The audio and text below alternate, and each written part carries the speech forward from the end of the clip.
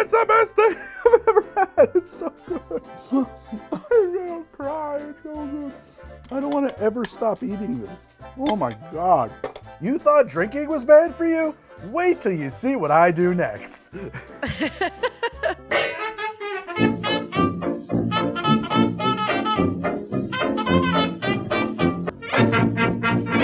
So a few episodes ago in an after party, Meredith and I stumbled into the idea of an Angostura ice cream or a Trinidad Sour sorbet, something like that. And we tweeted about it and we showed the video, and a lot of people wanted more of that. So today, I'm gonna make it. I'm gonna make a whole lot of ice cream. In fact, we're gonna do alcoholic ice cream today on how to drink. Alcoholic ice cream today on how to drink. I don't know why that's my voice today. So anyway, Meredith's not here today. She's here only in video form and spirit. But you know what? She can't drink right now anyway, so tough. Just me, and also Meredith's disembodied digital voice and face. Here I am. Kind of like how we sometimes do our podcast, Midnight Local, which is available wherever you get your podcasts and at youtube.com/midnightlocal. Zip, it's up there. So the reason that alcoholic ice cream is tricky and why you don't just see it all over the place, well, one, probably because of liquor laws where you live, but two, alcohol has a significantly lower freezing point than milk, water, heavy cream even. And so the more alcohol you put into your ice cream, the softer it's going to be. So the two things that are going to make your ice cream softer in our batches is fat content. Higher fat ice creams, they're gonna be softer, silkier. And alcohol content. Higher ABVs are going to have a lower freezing point and they're gonna be softer. I made this a few days ago and you can see it's pretty soft. I don't think that's too soft, and it's starting to firm up a little bit around the sides just from being in the freezer.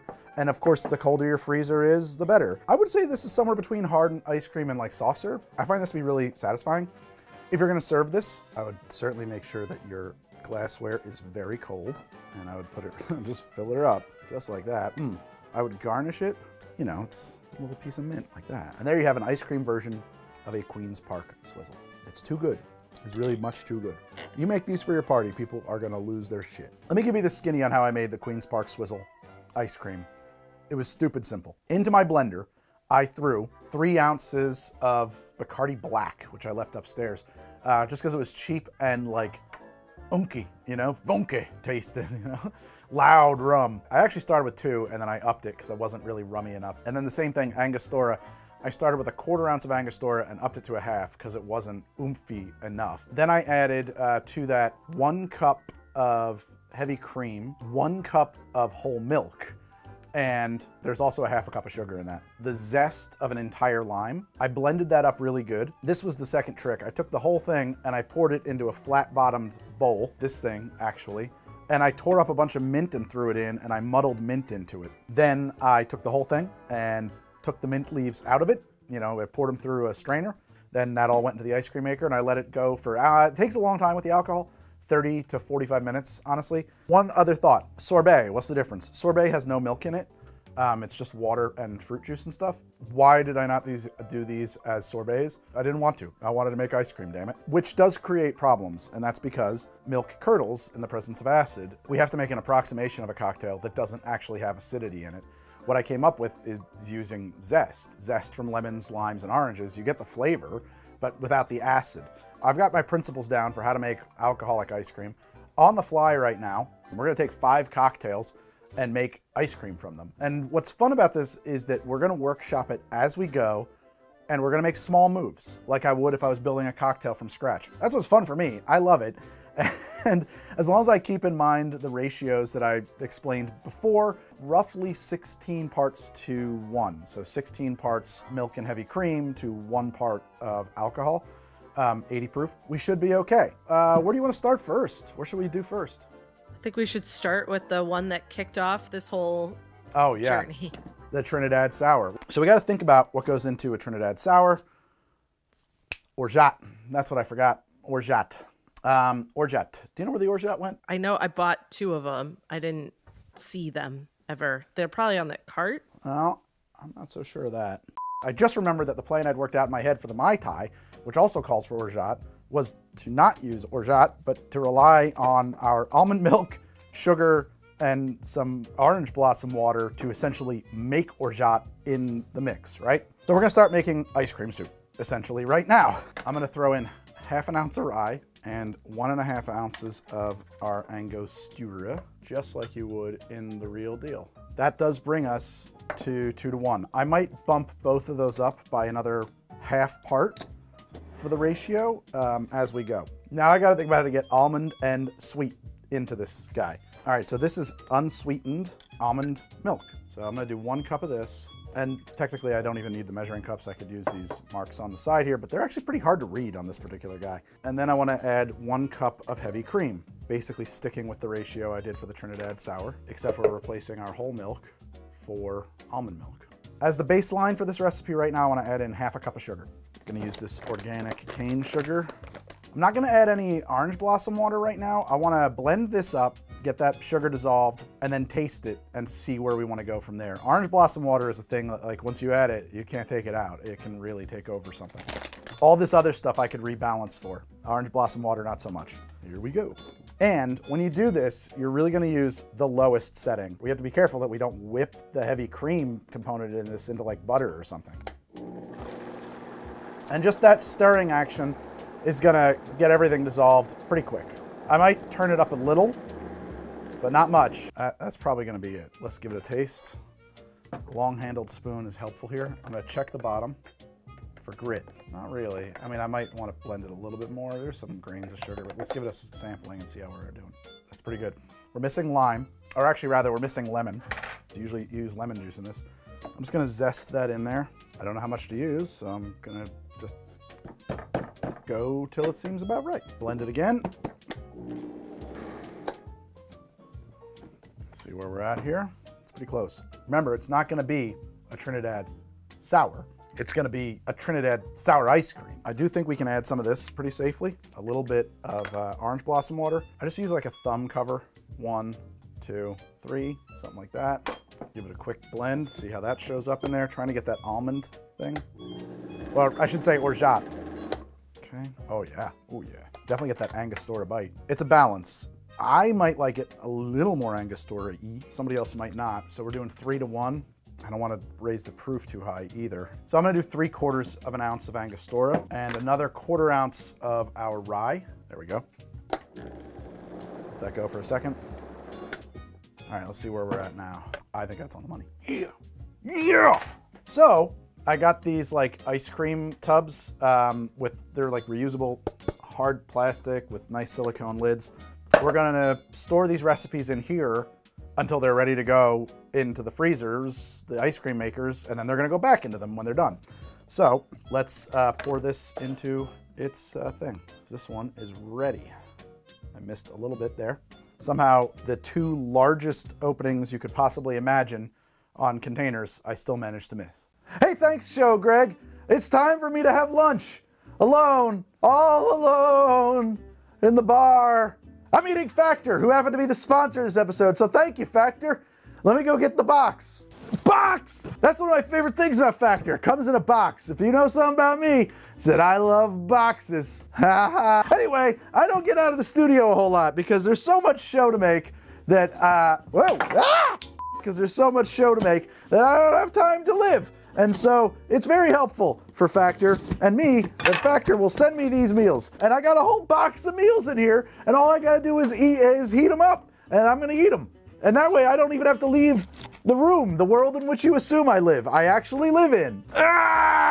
Something about me that will come up sometimes, occasionally, and I don't know why it comes up sometimes, is that I don't eat mammals. You see this guy up here? I didn't shoot that. My wife's grandfather shot it in 1956 in Canada. So if you don't eat mammals or you have some other dietary preference, you know, the cool thing about Factor is that they can cater to whatever it is on their menu every single week. They got a lot of meals about it. So you could be into keto, your veganism, vegetarianism, you want to pack in that protein, you're trying to go low calorie, they have got you covered. Factor is going to work with your schedule and your routine. You can set up your meal plan to provide between 4 and 18 meals a week. And you can always skip a week if you need to. I'm hungry. Let's heat the sucker up. Adjust rack to middle position and preheat to 375. It's hard to do from over here. Factor saves me money and time. Takes me like 7 minutes to heat this up instead of 30 or 40 minutes. All right, I think it's ready. And you know, I brought My oven glove. If I don't use this, I'll get burned. Again. Sizzling hot. Anyway, I'm really hungry and I'm gonna eat now. So why don't you head to factor75.com or click the link below and use code HowToDrink40 to get 40% off of your first Factor box. Okay, thank you, Factor. Let's go back to the show. Delicious. Starting up the Trinidad Sour batch. Here we go. And there it is. And we just want to make sure everything goes down in there. So if you're looking from above, you'll see that the blades don't turn. The ice cream turns around the paddles. You see how this one is kind of hanging up here, still churning over here. To me, I think that you can keep going, right? I think that could go a little more. And you might, you know, I'll run this along the side and scrape it off. I mean, you can walk away from them, treat it like a Ronco device, set and forget, but I think I've gotten pretty good results fiddling with them as they go. One summer, I was the manager of Arita's Italian Ice. Maybe it's all coming back. Maybe that's helping me here. The longer they go, coarser the texture will get. So sometimes you gotta be like, that's it, I don't want any more. All right, let's get our Trinidad Sour out. All right, gonna work the texture here a little bit, just to scrape the inside of the wall here. Okay, and let's bucket it up. And then we do this. I wanna get that down there with no air if possible, and we'll put it in the freezer. I'm pretty bad on this show about chilling my glassware. Strongly recommend you chill your glassware for ice cream cocktails, right? I don't do that because I have limited freezer space here, and I'm not gonna lie, I'm lazy. So let's get some chilled glassware and start serving up some ice cream. I don't have any fancy spoons. Okay, here we go. It's a little soft, right? There's no question. I don't know what the right amount to serve is. You know, if you had liquid nitrogen, like they do on a lot of those fancy cooking shows, you could probably make ice cream with just about any alcohol. I think we need to garnish that up. I think a little sprig of mint is not gonna be the wrong choice here. Yeah, why not, right? I don't know if this is gonna be any good, but you could do a lime wheel. I don't know, I think that looks pretty good. Anything else you'd put in that, Meredith? I think that's fantastic. All right, well, let's see how this came out. This is the Trinidad Sour Ice Cream. First off, it's beautiful. It looks fantastic. It has a reasonable texture. I think we have to, you know, review the texture. It holds a spoon, okie dokie. It's not perfect, but I would not send this back. It tastes like a Trinidad goddamn sour.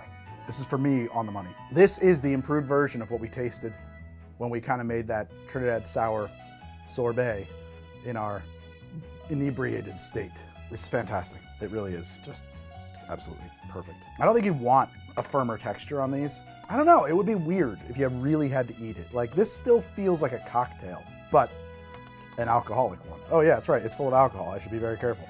It presents as bitter, tart, well-balanced, boozy, without being overpowering. It's easy to drink, it's easy to eat. It's a winner. I love it. I mean, honestly, it really just came out great. This is the improved version everyone was asking for, so, or the not improved, just finished. Next time you're allowed to drink, I'll give you a quart. Meredith, this might be the finest thing I've ever had in my life. Okay, let's get on to the next recipe of ice cream that we're making. I'm gonna try to make an improved whiskey cocktail ice cream. I don't know if this is gonna work because this is a real spirit-forward beverage. And as a result of that, we may have very mixed results on getting this to be an ice cream. But that's kind of what's fun here. We gotta try things. I'm hoping we find some failures. Otherwise, this gets pretty boring. So this would be 2 ounces of whiskey. I mean, like if I just think about the cocktail, 2 ounces of whiskey, a quarter of maraschino, a spritz of absinthe, some simple, and usually a lemon twist. I might move this over towards an orange twist, or orange zest, I should say. We know we're gonna have to go sweeter than the original. Well, I mean, there's no harm in just starting with a 2 ounce pour of bourbon. 2 ounces of bourbon. We want maraschino, literally just gonna make the recipe. I think that's the way to go.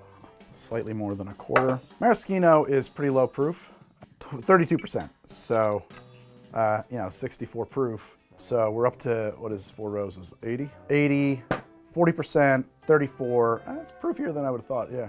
We need to add a couple dashes of Peychaud's.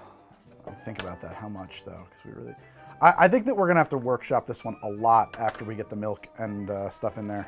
A little of that going on, a spritz of absinthe, which probably is gonna be more than enough, believe it or not. Maybe 2, but let's start with 1. It's one of those things you can't take away. This is like no fat milk. I don't know if they use the term skim anymore or whatever that means, but I'm gonna try this. 1 cup of that, and we'll do 1 cup of whole milk. I don't want to completely omit fat content here. Let's go 1/2 cup. I think 1/2 cup of sugar is gonna be our baseline for like all of these. Let's mix this up and see where we're at. I can blend this a lot harder because there's no heavy cream in there. Okay, let's see where we're at. Okay, maraschino comes through. We need to punch this sucker up. Angostura, other flavors, they really work here. This isn't doing it for me. So let's add some zest. We're gonna start with orange zest. Maraschino does show, and I'm liking that. I think we need a couple more spritzes of absinthe. I think we wanna put a little 1/2 ounce of this in there.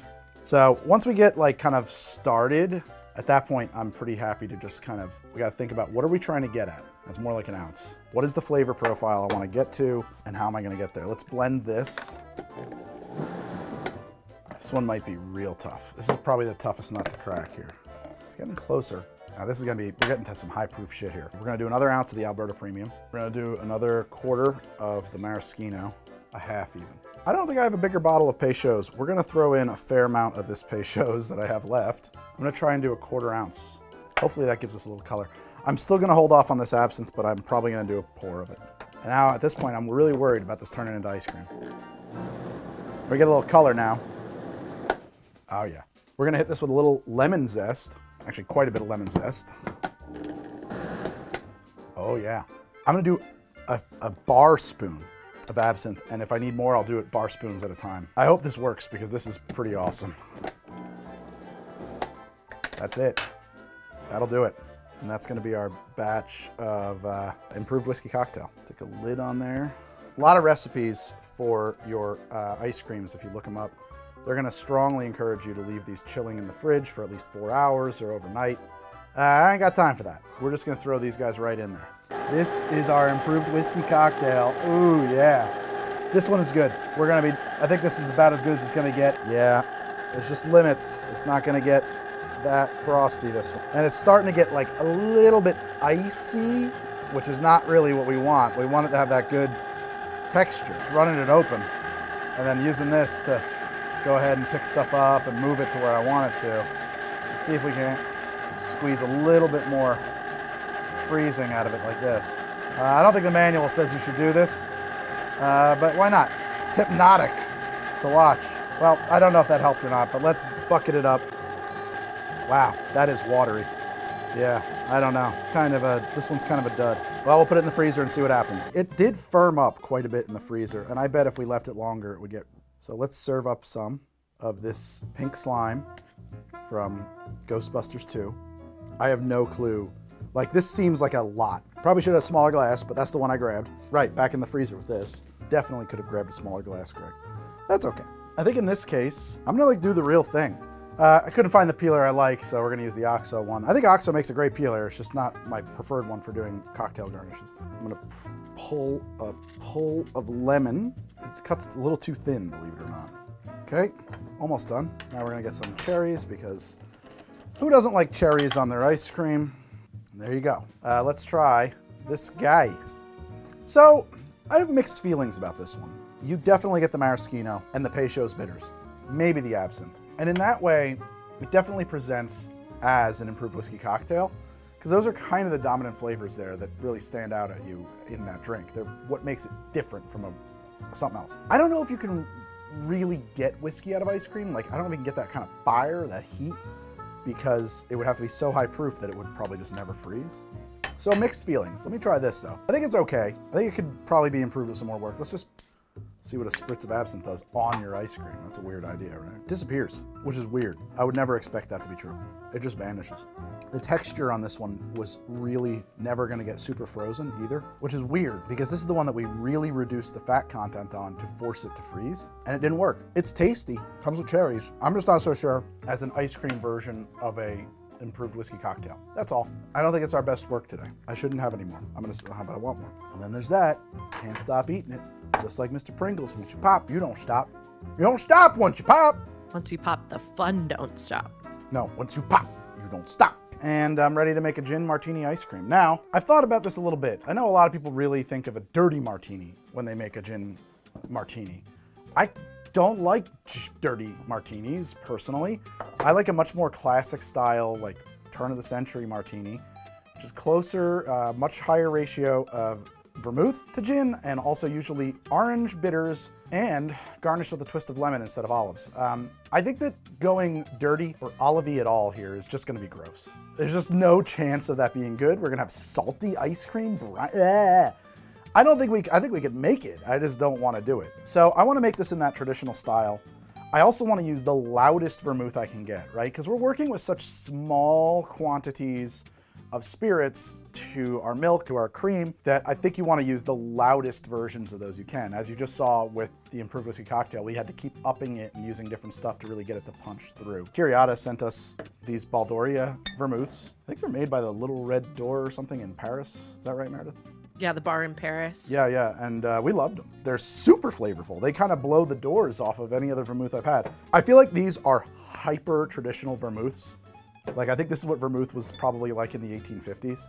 They're so pungent, so flavorful. They have so much herbalness to them. I love them. And when you think about these recipes that call for such small amounts of vermouth, I wonder if when those were written, this is what they had in mind. Because I find most modern vermouths to be really, really subtle. Let's get started. I think I'm gonna go with the Baldoria because I think it'll be the most interesting result. Got a handle here of a gin. Let's pour it. So we do 2 ounces of gin. That's like a thing. So we got 2 ounces of gin in there. Screw it, man. Let's do the Verdant, the Baldoria. But in this case, I will go short. I will pour not quite half an ounce. And I usually do a 2 to 1. And I can bump the gin against that if I need to. Let's do like a couple bar spoons of orange bitters. I need more than dashes. Dashes don't really register. I'm gonna hit this with the zest of a lemon because, like I said, I like mine to be with a lemon twist, not with olive stuff. And that is, as far as I know, the more traditional way to do these if you go way back in time. The traditional way to make a martini ice cream. No, I mean a martini in general. To that, I want to do 1 cup of whole milk. And then I'm going to do 1 cup of heavy cream. And then we're going to do a half an ounce of sugar. That's not enough. I meant a half a cup. All right, let's see how we are doing here. Get some martini-ish notes. I want to throw another ounce. Oh yeah, there's an interesting finish there. It's very verdant. Okay, that was the right vermouth. Let's do another ounce though of gin. You get real martini aftertaste. Oh shit, I kind of like where that's going. That's neat. I'm not really getting that gin in there. Give it a shot. Let's do another half an ounce of gin and another half an ounce of the vermouth. Playing with fire. I don't know if this one's gonna freeze, but I want it to really try to make it taste like a gin martini. Ounce of gin, half an ounce of vermouth. Oh yeah, a little more lemon zest. Yeah, I kind of like this one. Shit. Oh really? You're into it? It's gonna be like no ice cream I've ever had, that's for sure. The other thing I find is that these flavors, they kind of intensify in the freezing process, I think. I know that sounds counterintuitive. Usually things that are really cold, you don't taste them. But I don't think that's the case with the way ice cream works. I'm very excited to throw these into the freezers and see what we get. Without a doubt, I'm sure most of these are gonna require a lot more workshopping. Martini's taking a while. You know, we did booze that one way up, so that one might have a hard time, see that? So, I think that we need to reduce the overall proof on the martini because it's just not gonna get there like this. I'm gonna toss a half a cup of no-fat milk in there and see how that helps it. Mix it up. I might have ruined it, I don't know. I was having a really hard time turning it into ice cream. What I'm doing right now is I'm scraping down the sides. I'm letting it rotate against my doodad. Here we go. I think that's gonna help it a lot. Ah, the martini, adding the skim milk worked. It's really starting to thicken up now. All right, we're gonna take martini out. All right, here we go. This is the martini going into its bucket. I chose this elegant looking glass for our martini. It is much more frozen and it's freezing on the sides of the container and it will firm up over the days to come, over the next hours. And it's actually not terrible now. It's about like soft serve or partially melted ice cream. An elegant glass for this amuse-bouche. I don't know how to pronounce that properly. I'm sure that's a French word that I am butchering. I'm very pleased with the way the martini ice cream came out, and I'm glad I have like an entire fucking quart of it. I want to see how this stuff comes, like, you know, a few more days of freezing. I'm not going to put any kind of olives on that. We're going to do something like this. There you go. Something like that. That's cool. And I think that came out really nice. In fact, I don't know if it's coming across on camera, but it's beautiful from over here. It looks fantastic. Let's try my ice cream martini. I can't believe how this is really cool. All right, look, it's cool. It's subtle. I would actually like it to be louder in flavor. The thing that's unique about it is that when have you ever had an herbal lemony ice cream? Because with the vermouth and the lemoniness of it, it's unique. It's nothing like, I mean, I've never had an ice cream like this before. You know, in retrospect, if I was gonna do this batch again, I would probably give up all concern for increasing the ABV of the ice cream and sticking to that gin forward approach, and I would crank the vermouth through the ceiling, particularly that Baldoria vermouth. I would reverse it. I would do like 2-3 ounces of vermouth, and then maybe 1 or 2 ounces, maybe an ounce of gin or something like that. I think that would really bring what's unique about this to the fore. Everything else I would stick the same: lemon, zest, bitters, all of it. Probably the brightest ice cream I've ever had. It's sweet, but it does not present as super duper sweet. It does feel genuinely almost sophisticated to eat this. Gin martini ice cream. Huzzah, insanity. So let's do the Mai Tai. Let's do the Mai Tai. What if it was a dance? You do the Mai Tai. What's that for the Mai Tai? Do the Mai Tai. Do the Mai Tai. Do the Mai Tai. Do the Mai Tai. One of the nice things about being wireless is I can go all the way around now. I couldn't do it before. Oh. I had to fake it. I would go, and then I had to untangle myself, but now I'm wireless. What's a Mai Tai? Well, we need rum, we need orgeat, we need curacao, we need mintiness, and we need sweetness. This one may be the most complicated one of the bunch. Let's just get right into it. I've thought a little bit about this. One, I think we want to go with some oomphy rum that brings it to the yard. I'm pretty sure it's going to be all Smith & Cross, but let's give the double dark plantation a test. I really like rum. That is not bad. It's the Smith & Cross. Let's do the split. I mean, let's do them both. Hell yeah. Here we go. 1 ounce of Smith & Cross. I could see some Ray and Nephew winding up in this too. And 1 ounce of Plantation Original Dark Double Age. It was more like 1.5 ounces. 1.5 ounces of Plantation Double Dark Original Age. Let's get half an ounce of Curacao. So I had a thought. I don't have almond extract, but I got almonds. So why don't we throw some almonds in there? Let's do half a cup of almonds. This is going to be whole milk. 1 cup of the stuff. 1 cup of heavy cream. Might have wanted to use almond milk in this, but I forgot. I don't really care. I think it'll be fine. Still wish I had almond extract. I don't. I'm going to do 2 drops or 3 drops of orange blossom water. It's based on our experience of the last one. Ooh, that was more like a splash, so 2 splashes of orange blossom water. It's very floral in here right now. Enjoying that. I feel like I'm in Polynesia. Orange blossom water smells more like jasmine than oranges. I don't know why. It just does. To me. Let's do the half a cup of sugar that we've done on all of these. Meredith, is it hot in here? Yeah, it's pretty warm. I feel what you're feeling. She's not in here. See, that's a joke. I think I have a fever. I think that's why I'm sweating horribly. I am pretty sure I'm sick. Oh, I know I'm sick. The question is, how sick am I? All right, let's give this a blender.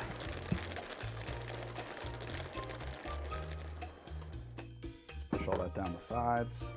Let's give this sucker a taste. Yep. Oh man, stay on target, Red Leader. Woo. We're gonna hit that with some Zest. Daggone, man, this is gonna be good. This is the first one in the bunch where I was like, I'm having the Queen's Park Swizzle reaction when I was working on it, where it was just like, oh boy. Like the others, so far I've just been like, I am interested in seeing where this is going. I'm excited. This is really cool. All right, let's zest this whole lime and taste it. I wanted to say this earlier, and it slipped my mind, but I knew that somehow or another I wanted to make ice cream cocktails, not just ice cream with booze in it, but like actually represent cocktails with alcohol as ice cream. And I did have the thought, well, what if I made ice creams of all the base ingredients? A lime sorbet, a lemon sorbet, a straight, simple or probably you wouldn't need that, but like a rum and whatever, and then somehow blend them like they were cocktails. I tried that with one batch and it sucked. Unless you've got those two like big blade things and that giant cold table, like they have a cold stone or something, I don't think you're gonna have any success with that. So I think that this is better. Also, it's much easier to just open it up and eat it. Like, yeah, oh yeah, I don't want to have to make a drink. I just want to open my pint of Mai Tai and eat the whole thing while I'm binge watching Ted Lasso. Pint of Mai Tai. That is just an incredible sentence. Yeah, a psychotic sentence. Yeah. I'm going to use like one of these silicone scraper spatulas to kind of help it work. Keep these pores open. I am going to press it pretty hard, mainly because I would normally squeeze this in a bag, and I don't have one handy. I think all mine went in the garbage. They got too grimy to reuse, and I ordered new ones, and I don't think they're here yet. But I really want to make sure that we get as much of that almond flavor, those almond fats, in here as possible. Now you can see, especially on overhead, that this is getting pretty dry. If I had a nut milk bag, I could pretty much make that dry. Damp, just damp. We're doing all right here, and I'm pretty okay to dump this portion off. Okay, let's see how this is coming out right now. That's good. Whatever amount of pulp wound up in there is fine, because this texture is basically the same as every other ice cream we've made. I think I do want to zest some more lime in there, because I think I think we lost a lot of that. I also think the little flecks of lime zest in the ice cream are really cool looking. So it doesn't look like I'm gonna add mint to any of these, and I'm telling you right now, I wanna just explain. The technique there is to muddle. I would now put mint into this and muddle it if I was gonna do that. The reason you don't wanna just throw mint into the blender is because I tried that. I think pretty quickly it oxidizes and turns gross. If you're working with it at room temperature, you might be able to like take your ice cream after it's done, put it into a blender, then blend mint into it. We did that in the episode I did with Brennan Lee Mulligan. We made the Double Death Commando from Starstruck, and that made that ice cream quite minty and delicious, and minty in a way that didn't taste like, you know, extract, but like fresh mint. All right, let's just mix that in and see what we got here. Yeah, let's bucket this and move on. Let's get Mai Tai going. See, it's got a little wobble in it. I don't know why my Mai Tai batch came out so tiny. Oh, yeah. We lost a lot of volume on the Mai Tai to being absorbed by the almond. I don't want to touch it, but I wonder, I mean, if this won't freeze, we have to increase the content, because right now the ABV might be too high. So we might have to push that one up. We'll add some more some milk or whatever, cream. I hope we don't though, because I really like the way it is right now. The Mai Tai has gotten very hard. I think I might actually add some more milk or something here. I'm gonna add a little bit of heavy cream to this one, maybe a half a cup. It's so thick and hard right now, it can't even turn, and it should work that right in, especially with a little bit of help. Hopefully I don't ruin it by doing this. I don't think we did a good enough job of getting the grit out. I don't mind it. It's a little sandy. I think we have to turn this one off. It's got to come out of the ice because it's turning like rock solid. Look at this. It's not really even I mean, that's not really rock solid, but it's not turning anymore at all. No, that's good. I'm going to put this one into its container, and then I'm going to shift it to the freezer. One thing is the zest will collect around these blades, so you want to make sure you scrape that out right there, and then I'm going to mix it up really good with my spatula scraper guy. There's like the other part of the zest. Okay, I'll put it in its container as best I can.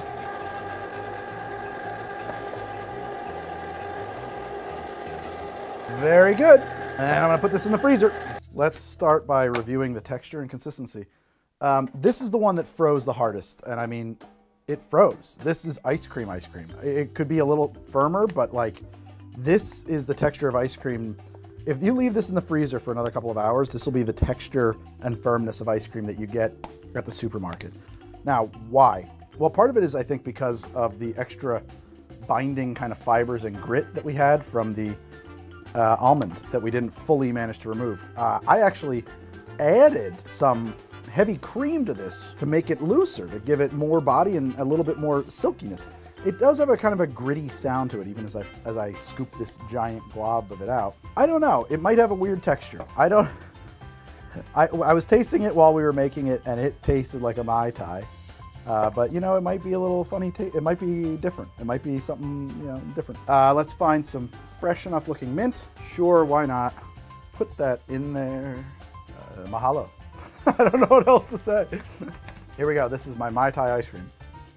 This is awesome. So if you've ever had kulfi? Kulfi? Yeah. If I'm not mistaken, I had it at an Israeli restaurant once. It's like it's kind of like ice cream, but it's made from tahini. So it's made from sesame. This has the texture of like a kulfi. I don't know if I'm giving that the correct origin or description, or if I'm pronouncing the name properly. It has that kind of a texture. It's a little bit gritty. It's firm. It has a firm texture. It'll get real firm with a few more hours in the freezer, maybe even too firm. It tastes like a Mai Tai. I mean, like on the nose. Like we were saying, an ice cream is going to be different from the cocktail that inspired it. As much as a cocktail can taste like a Mai Tai, this tastes like a Mai Tai. Kulfi. It's Indian. You probably had an Indian restaurant, but okay, maybe other places. Maybe it's not kulfi then. Look up sesame dessert, sesame ice cream like dessert. I'm gonna finish this, I think, which is scary. Yeah, you're gonna have a huge stomach ache. Oh, I have a huge headache. I happen to find the gritty, almondy texture of this to be really fun. I went that way of grinding up almonds into it because I couldn't find my orgeat. I might have made it with orgeat instead if I had that handy. And then if I ever try it again, I might try it that way. But I actually think this is really fun, very unique. Nobody who wants a Mai Tai is gonna be upset if you give them this. So you get the presence of the lime, orange liqueur, it's a Mai Tai, guys. Ah, it's the best thing I've ever had. It's so good. I'm gonna cry, it's so good. I don't wanna ever stop eating this. Oh my God. You thought drinking was bad for you? Wait till you see what I do next. All right, so let's make the 5th batch of ice cream. We're gonna try to make an espresso martini. I don't think that this should be that hard. I think coffee ice cream, I mean, it's like an ice cream I get a lot. Actually, there's a place near me that makes a coffee ice cream, the bourbon buzz or whatever they call it, that's made with bourbon and coffee grinds, and oh baby. We're not gonna recreate that because that's their thing, but we're gonna do our own spin on an espresso martini. So here's the thing, an espresso martini is usually vodka. It's got a lot of vodka. That was a very Trumpian way to say that, wasn't it? It was vodka. You know, they love the vodka. The Russians, they love the vodka. I think that the vodka, right, like it's flavorless. And if we have to be really careful about our overall ABV, why would I add vodka? So I got Mr. Black, cold brew concentrate, and cacao. Creme de cacao. Why Mr. Black and not Kahlua? Mr. Black is dry. Kahlua is sweet. Kahlua has a lot of sugar in it. Mr. Black has almost none, or significantly less. That's good for us because we're gonna add our own sugar. So it's better in this case, I think, to go with something that doesn't have a lot of sugar in it. So let's taste this cold brew concentrate. I wonder if we could replace the milk with cold brew concentrate. Or maybe a portion of the milk, like do half a cup cold brew concentrate, half a cup of whole milk, and a cup of heavy cream. Yeah, that would probably be safer than just going whole hog on that. I brought the creme de cacao because, you know, sometimes you want a little cacao. Cacao, cocoa, coffee and chocolate, they kind of are cousins, right? So actually they probably are actually cousins. At least they grow them in pretty much the same spaces. So this is only 25% alcohol by volume, which means we could actually probably get away with 4 ounces of this in there if we skip the vodka. Because I am bad at math, here is what I'm gonna do. I'm gonna do something a little bit weird. I'm gonna fill this to 4 ounces with Mr. Black, and then I'm gonna fill that up to the half mark. But what I was saying is if we wanna maintain the ABV we would have had by including the vodka, we need to cut the volume of another ingredient. I am gonna add the 4 ounces of cold brew that I intended to add. What that really means is that I just need to make sure we take out 2 ounces of the milk, right?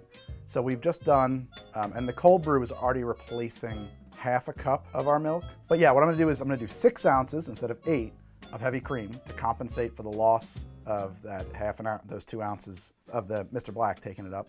And then instead of a cup of milk, we're gonna do a half a cup of milk to cover the difference here between our cold brew concentrate. The cold brew concentrate is eating a half a cup of the milk. The extra 2 ounces of alcohol is eating 2 ounces of the heavy cream. More at 11. I'll be right back when I get that heavy cream. Okay, so I'm back. I got my heavy cream. I want to do 6 ounces of heavy cream. Very, very specific here. And I'm like not deviating from the formula as much as possible here. Certainly, you know, all these could be workshopped and tweaked and pushed, and you can do all kinds of fun things with this, I think. And let's do 4 ounces of heavy milk. Heavy milk. Heavy milk is very important to the deuterium process in a traditional fission reactor of whole milk. Whole milk. That sure tastes like coffee. It's not sweet though. We need to add the sugar. Here we go with a 1/2 ounce of sugar, please. Not a 1/2 ounce, 1/2 cup. Jesus, dude. Use your words, Greg. Let's get blenderous. Let's see what we got in here. No, I wouldn't touch that. I think that tastes good. I mean, the reality is it's never gonna taste like anything much more than coffee ice cream. The only thought I have is that, like, I know when I do an espresso martini, I do a little twist of lemon. So maybe we'll do a little lemon zest. I don't think we're gonna hurt it. There's like a whole, like, I don't know where they do it, but it's like probably a regional thing, but I think it's an Italian regional thing, parts of Italy, where you would get your espresso with a twist of lemon. Okay, here we go. I got some lemon zest in there. Let's see how it does. Oh, I like that. That wakes it up. That's cool. Oh yeah. Oh my God, yeah. Wow, what an enormous dimensional difference that is. The little bit of lemon flavor brings kind of all of it adds this missing tanginess that like brings out the like kind of the bitter, not bitter, but like the biting acidity that you will find in a coffee. Before it was like coffee and sweet, like sweet coffee ice cream. Now it starts to taste like a lot more like an espresso, like a sweetened espresso, like a cappuccino or something. But yeah, I'm good with this. That's ready to go into the freezer. Our espresso martini, really nice texture there. That is thick. That is getting firmed up. We're gonna get drunk. All right, let's take the espresso martini off its tub here. Throw that in the freezer. If we let these sit in the freezer, they should continue to firm up a fair bit. You know, most of these recipes in the book that you get with your machine will say put it in the freezer for like 4 more hours. We ain't got that time. But overnight, this will get harder. There's our espresso martini ice cream. This was another one that really actually did a very good job of firming up. Honestly, this one probably, just looking at it, it's a little lumpy.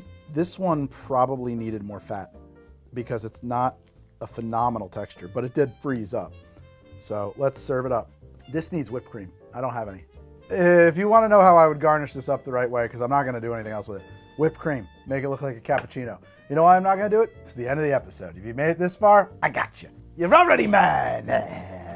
All right, let's see how the espresso martini came out. I almost didn't make this one because I was like, you know, coffee ice cream is not a new idea. It's pretty easy to make. My thought process there was vodka's not going to taste like anything in an ice cream. Nothing. Absolutely nothing. And that's why we left the vodka out, where you tried to really push up the coffee. It's a phenomenal coffee ice cream. This is amongst the best coffee ice creams I've ever had in terms of flavor. It truly is. It is on the nose. Additionally, unlike other coffee ice creams, which, like, you know, I think of Ben & Jerry's coffee ice cream is probably just tastes like coffee, or, you know, whoever else you got. This one is actually filled with lots and lots of caffeine. Whoa. And also probably like 4 to 5.5% ABV. So, hachi machi. The texture, well, honestly, I don't hate it. I kind of like it. It's a little lumpy. That's all I'm saying. It's a little lumpy.